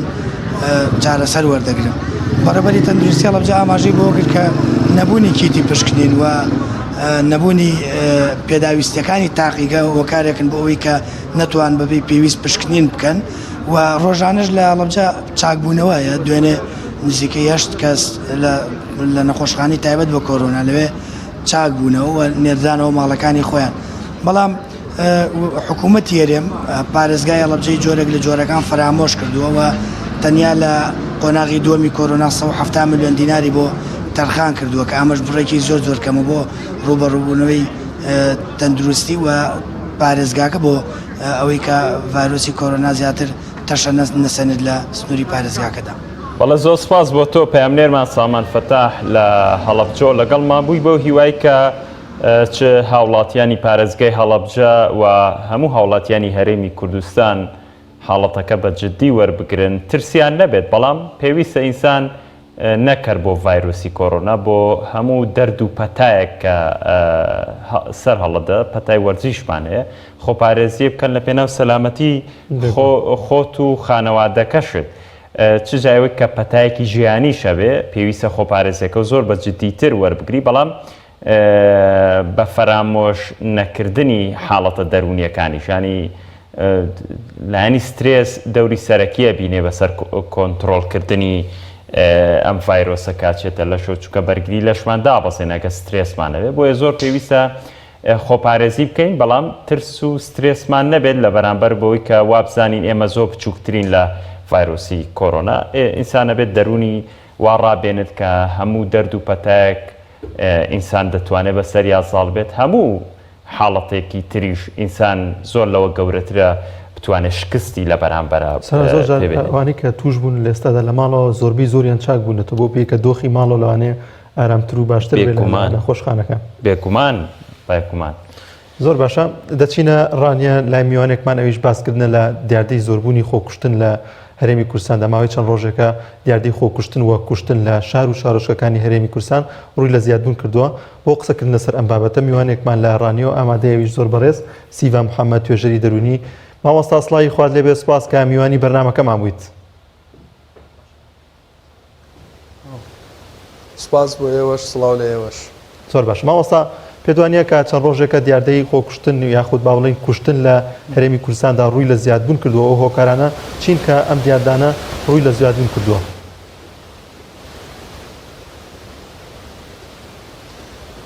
سپاسدانەکەم دەستان خۆش بێ بۆ بەرنامەیە سەرەتا حەزەکەین پێناسەیەکی خۆکوشتن بکەین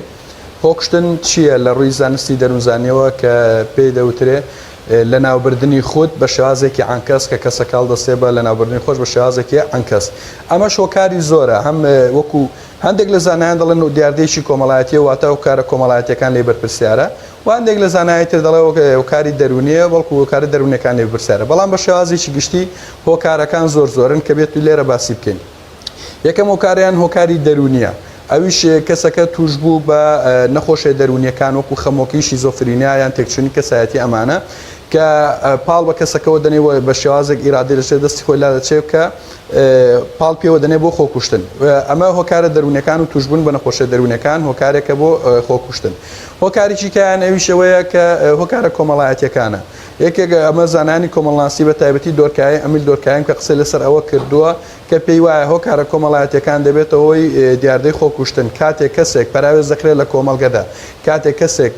هیچ ڕێز و ئەرزشێکی نامێنێ ئیتر لە ناو خێزاندا بیان لە ناو کۆمەڵگەدا بێ یان باسکردنی بە ڕوخانی بە شێوازێکی نەگێتیڤ ئەمە پاڵی پێوە دەنێ بۆ خۆکوشتن یەکێشکە لە هۆکارەکان کە باسییان کردووە هۆکاری ئابووریە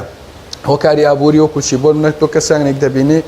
ڕۆژانێک سەرمایەکی زۆریان هەبووە یان قاونی سەرمایەکی زۆر بوون بەڵام ئێستا بۆی زەرەدێکەوە یان بۆی هەچ ڕووداوێکەوە بێ سەرمایەکان لە دەستدا و تووشی ئیفلاسیاتون ئەمە دەبێت پاڵنەری خۆکوشتن یان نەبوونی لە حاڵی ئێستادا کەتە بۆ ئێستا بۆن ئێستاگەر لە هەرێمی کوردستاندا سەیری بکەین بەهۆی ئەو بارودۆخە ئابووری کە ڕووی لە فەرمانبەران کردو یان ڕووی لە هەرێمی کوردستان کردو بە شێوازێکی گشتی خەڵکانێکی زۆر بێکار هەیە خەڵکانێکی زۆر نەدار هەیە خەڵکانێکی زۆر هەیە کە لەوانەیە قەرزار بن لەوانەیە نەتوان قەرزەکان بدەنەوە یان بتوانێت ئیشێ بکەیان پارێکی لە شتێکدایە کە نەیتوانی ئەو پارەیە بەدەست بێنێ و بێتەوەی لە ناوچوونی ئەمە پاڵنەرێکی ئاساسی دەبێت بۆ ئەوی کە بەرەو خۆکوشتن بچێت و هۆکارێکی کیان بڵێ لە خۆکوشتن مەسەلەی ئالوودەبوونە بە مادە هۆشبەرەکان تۆ کەسانێک دەبینی کە ئالوودە دەبێت مادە هۆشبەرەکان و هیچ ئیرادێکی لژە دەستی خۆی نامێنێ ئەمەش دەبێتەوە هۆکاری بۆ خۆکوشتن یان هەندێک دیاردەی کە هەیە کە لە خۆکوشتن بووە ئەویش توشبوونی کەسەکەیە بە کەم ئەندامی یان بە مزعافاتێکی جەستەیی ئیتر لە ئەنجامی هەز ڕووداوێکەوە بوو بێ یان کەسەکە قاچێکی یان دەستێک یان شوێنێکی لە دەستدا بێ یان بۆتەوەی تێکچوونی خەلەل دەماری یان شەلل دەمارێک هەر شتێک بوو بێ دەبێتەوە هۆکاری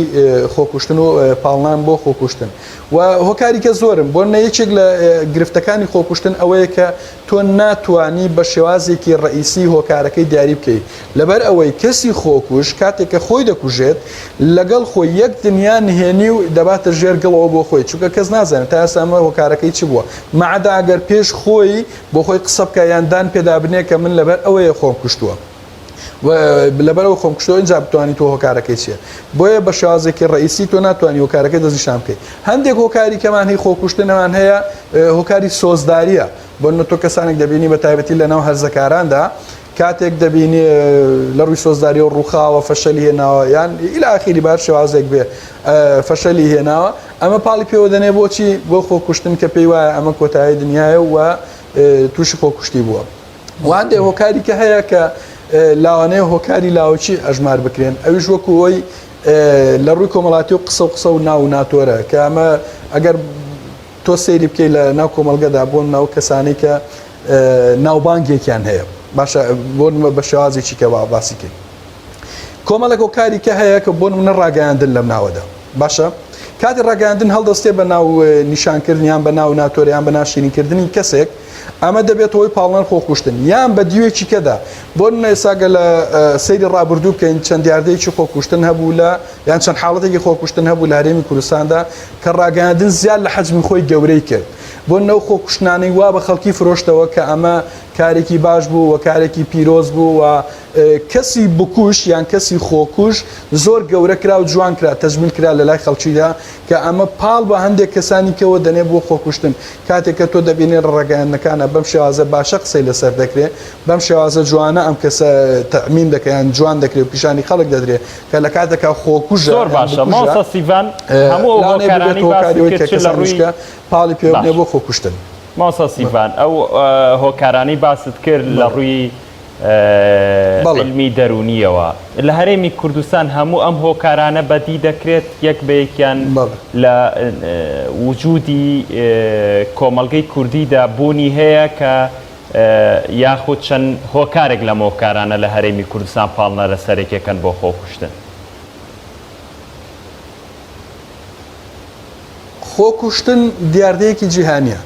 کوردستانیش لەنا ئەم جیانە و بەسراوەتەوە بە هەموو جیانەوە بۆیە هەموو ئەو هۆکارانەی خۆکوشتن کە لە جیهاندا هەیە لە هەرێمی کوردستانیش هەیە بەڵێ بە دڵنیاییەوە هەموو هۆکارانی کە باسمان کرد و لە ڕابردووشدا چونکە ئەزمونمان یان نمونەمان هەیە لە ڕابردوودا کە ڕوویداوە هەموو ئەو هۆکارانە وجودیان هەیە لە هەرێمی کوردستاندا کە پاڵنەرن بۆ خۆکوشتن مەعادا ئەگەر ئەوەی بڵێ بۆ نمونە خۆکوژی لە ئەنجامی خۆشبەختیان ڕەفاهێتەوە بێ تۆ لە وڵاتە پێشکەوتەکاندا دەبینی لاوانێ هەندێک کەس بڵێ هۆکاری ئابووری باشبوونی ئابووری هۆکار نەبێ بۆ خۆکوشتن بۆن بە نمونەی ئەوەی کە لە وڵاتانی پێشکەوتوش دیاردەی خۆکوشتن هەیە و کە لە کاتێکا باری ئابووریان زۆر لە ئێمە باشترە بەڵام ئەوە بە معنایەوە نییە کە بڵێ وڵات لەوێش باری ئابووریان بوونی نییە بەڵکو لای ئێمە تەنها بوونیە نەخێت لە هەموو شوێنەکان بوونی هەیە و هەموو دیاردانەی کە باسم کرد لە ڕووی دەرونی لە ڕووی کۆمەڵاتی لە ڕووی ئابووری لە ڕووی سیاسیەوە و لە ڕووی ئاینیەوە چونکە تۆ دەبینی هەلاوانەیە هەندێک ئاین و مەزهب پاڵ بنێ بە کەسەکەەوە بۆ خۆکوشتن لەسەر ئەو ڕێبازە کە تۆ دەبینی بۆ نمونە ئێستا لە عێراق و لە هەرێمی کوردستانیشدا ئەو شێوازە هەیە کە پاڵ دەنێ بە کەسەکە بۆ خۆکوشتن کە ئاینەکەیان مەزەبەکەیانە و ڕێڕەوەی ئەو پەیڕەوەی کە بخۆی دیاری دەکات هۆکاری سیاسیمان هەیە هۆکاری ڕاگەاندن بەڵێ بە دڵنیاییەوە هەموو هۆکارەکان بوونی هەیە لە هەرێمی کوردستاندا زۆر باشە مامۆستا چی بکرێت کە ڕۆشنبیری تاک بەس بکرێتەوە بۆ ئاستەی کە هاوڵاتیان تاکی کورد یاخود بەگشتی نەبەرنە بەر خۆکوشتن و لە ڕێگەیەکی دیکەوە چارەسەری کێشەکەیان بکەن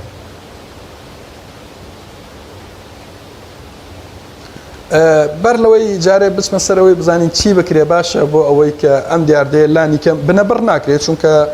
مادام مرۆڤایەتی هەبێت کەواتە خۆکوشتنیش دەبێت بەڵام حەز دەکەم قسە لەسەرەوە بکەین بزانین چۆن پێش ئەوەی کە کەسێک خۆی دەکوژێ ئێمە بیناسینەوە یان هاوکاری بکەین بۆ ئەوەی نەهێڵین لانی کەم ڕێگری بکەین لە خۆکوژیەکەی ئەوە خاڵێ لەسەر سێ ئاستا تۆ دەتوانی ئەو کەسە بناسیتەوە یەکەم لەسەر ئاستی کۆمەڵات یان لەسەر ئاستی جەستەیی باشە لەسەر دیاردە جەستەیەکان بۆ منە کەسانێک دەبینی کە نەخۆش دەکەوێت ئیهمال دەبێت ناچێت بۆ لای دکتۆر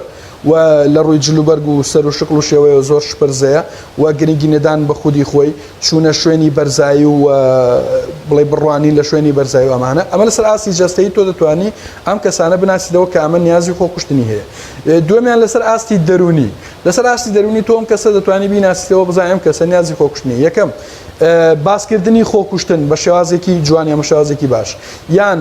بیرکردنەوە لە خۆکوشتن و بیرکردنەوەی خراپ و بیرکردنەوەی نەگەتیڤ یان توشبوونی بە نەخۆشیە دەرونیەکان و خەمۆکی و ئیلاخیری ئەم شتانە ئەمە لەسەر ئاستی دەرونی لەسەر ئاستی کردداری یان لەسەر ئاستی لەفزی قسەکردن تۆ دەتوانێم کەسە بناسیتەوە وەکو چی کەسی بکوش پێشتر بە شێوازێکی باش باسی خۆکوشتن دەکات دانیشتن بە دیارە ئەو بەرنمەیان و فیلمانەی کە کوشتنی تێدایە یان هەوڵدان بۆ ئەوەی کە پێ دەڵێ ئەم ژیانە هیچی تێدا نییە و کوشتن باشترە بمری ڕزگارت دەبێت لە هەموو ئەو کێشانە یان چی یان گەڕام بە دوای چەق و دەمانچە ئەو شتانێکە خۆیان دەکوژن ئیتر یا حەبێت چەق و دەمانچە بێ وانە دوای بینە سەرەوەی بزانین چی بکرێ باشە بۆ ئەوەی ئەم دیاردەیە لانی کەم بەرەو کەمبوونەوە بچێت وەکوتم ناتوانێت تۆ قەتعیان بنەبڕی بکەیت بەڵام بە دۆزینەوەی هۆکارەکان دەتوانی چارەسەر بۆ دیاردەکەش دابنێت ئێستا ئەمە هۆکارەکان من دەستنیشان کرد بە دۆزینەوەیانە چی بکرێ باشە یەکەم بوونی عەدالەتی کۆمەڵایەتی لە بڵێ لە هەر ناوچەیەکدا بێ ئەویش دابشکردنەوەی داهات و دەسەڵات و سامانەکان بەسەر هەوڵاتیاندا بە شێوازێکی دادپەروەرانە ئەمە ینی بۆی بەرزکردنەوەی بژێوی ژیانیان باری ئابوووریان کە نەبێتەوەی پاڵنەری خاڵی دووەم لەسەر ئاستی ڕاگەاندنەکان ڕاگەاندن لێرەدا زۆر مهمە قسێکەیە لە زانستی لە ڕۆی ڕاگەاندنەوە دەڵێ ڕاگەاندن دەسەڵاتی چوارەمە بەڵام لە ئێستادا لە ڕووی ئاراستەکردنی بۆچوونی خەڵکیەوە دەسەڵاتی یەکەمە ئەومان لەبیر نەچێت بۆی ڕاگەاندن دەوڕێکی باڵای هەیە لە کەمکردنەوەی دیاردەیە ئەویش بەچی کاتێک کەسێک دەکوژرێ یان کەسێک خۆی دەکوژێ بە شێوازێک باز نەکرێت کە وەکو تەشویق بکرێ یان جوان بکرێت لەبەر چاوی خەڵکی بەڵکو بە شێوازێکی ناشیرین باز بکرێ و بە شێوازێکی نەکێتف باز بکرێت کە ئەمە کاریگەری خراپی هەیە لەسەری و باسی ئەو دیاردە ناشیرنانە بکە کە یان ئەو هۆکار و ڕووداوە ناخۆشانە بکە کە لە دوای کەسی بگوش بەجێ دێڵێ بۆ خانەوادەکەی باسی ئەوانە بکە کە ئەمە لە سایت ڕاگەاندن کاریگەری دەبێت زۆر باشە گرنگیدان بە کەرتی تەندروستی چونکە ئەوەشمان لەبیر نەچێت تۆ ئەگەر بێت و لە هەرێمی کورس بەڵێ بەڵێ ماوەستا ویستم پرسیارەوەکەم زۆر جار لە هاوڵاتی یاخود لە کەسێکەوە ئەوە لەسەر زمانیەوە دێتە دەرەوە دەڵێت خۆم دەکوژم ئەمە تا چەند گرنگە لی بترسین و ئەمە ئایا پاڵنەرێکی دەرونیە زۆر جار ئەم شەیە لە دەمیا دێتە دەرەوە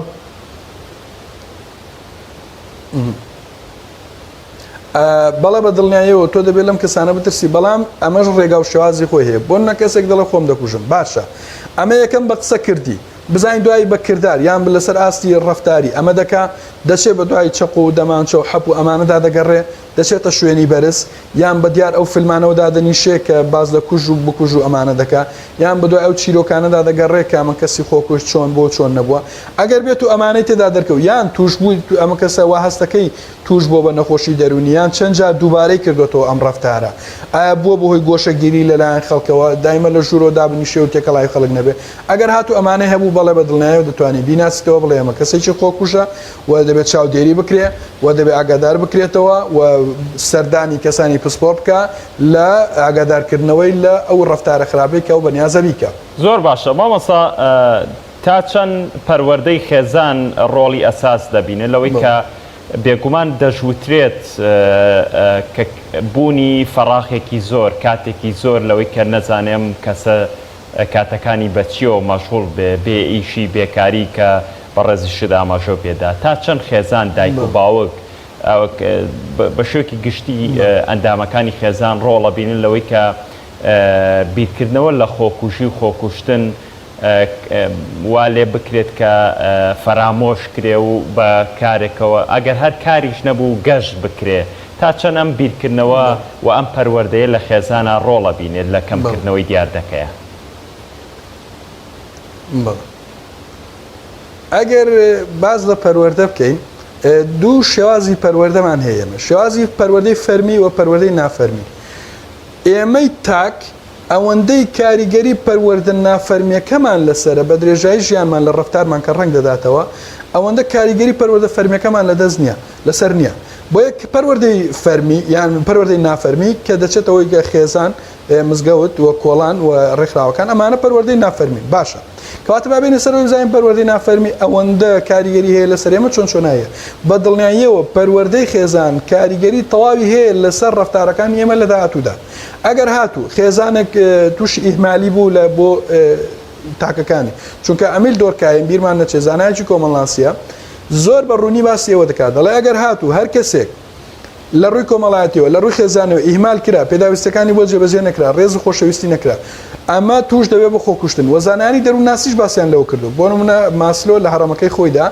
یەکەم پێداویستە فسیۆلۆژیەکانە دووەم ئەمن و ئاسایش و سێم ڕێزگرتنی خود و ڕێزگرتنی کەسانی کۆمەڵگەیە یان ڕێزگرتنە لەلایەن کەسانی کەەوە بۆیە پەروەردەی خێزان ڕۆڵێکی زۆر ئەساسی دەبینێ لە ئەوەی کەم کەسا کە فکرێکی خۆکوژی هەبێ بەرەو خۆکوژی نەچێ یانەوەی بەرەو خۆکوژی بچێت چکە بیرمان نەچێت لە ئێمە لە زانستی دەروزانیدایان لەوانی کە معالەجەی نەفسی دەکەن چارەسەری دەرونی دەکەن یەکەم جار بۆ کەسی خۆکوژن چێتەوە بۆ سیرەی خێزانەکەی بزانە ئایا هیچ دیاردێشکی خۆکوشتن لەناو خێزانەکەیاندا هەبووە ئەگەر ئەمە هەبوو بێ ئەگەری ئەوەی هەیە ئەوە زیاترم خێزان ڕۆڵێکی ئەساسی دەبینێ لە نەما زۆر سپاس بۆ بەڕێز ماوەسا سیڤان محەممەد ماوەسای زانکۆ و توێژەری دەرونی لە ڕانیەوە لەگەڵمان بووی زۆر سپاس کە وەڵامی پرسیارەکانی ئێمەدایەوە بەڵازان بە یارمەتی هاوکارانمان بەرنامەی ڕۆژمان پێشکەشکردن هیواخوازن کە سەرجەم بگۆ بابەتەکانی جێگەی سوود و ڕزامەندی ئێوە بوو بێت بە هیوای لەش ساغی و تەندروستی بۆ گشت لایەکتان بەخوای گەورەتان ئەسپێرین.